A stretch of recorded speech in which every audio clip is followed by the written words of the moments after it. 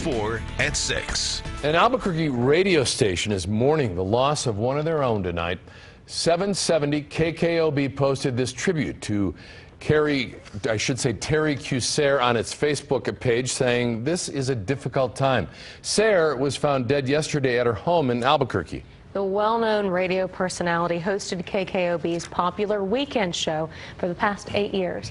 Now, the medical examiner still has to determine her cause of death, but one of Sayre's close friends told us she had been battling the flu for a month before her death, and that could have played a role. That sad news comes as we learn the number of deaths blamed on the flu in our state has more than doubled. The New Mexico Department of Health reports a total of 12 flu-related deaths this season. That's up from just 5 earlier this month. Now, Kai Porter is here to explain who's at risk and how you can protect yourself. Kai? Tessa, Tom, this same time last year, there was just 1 reported flu death in our state. Now we are up to 12, but experts say that number shouldn't alarm you, and here's why. People underestimate how dangerous influenza is, and there are a lot of deaths every year.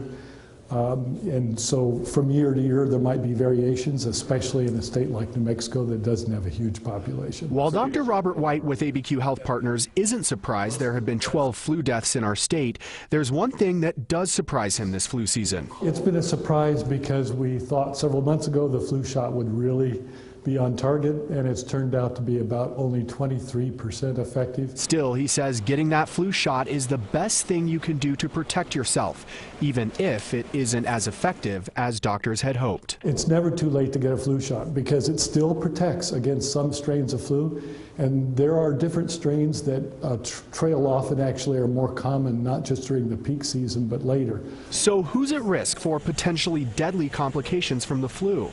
Generally speaking, he says the young and elderly, pregnant women, and people with compromised immune systems. But that doesn't mean you're in the clear if you don't fall into one of those categories. There are healthy kids killed every year, absolutely healthy.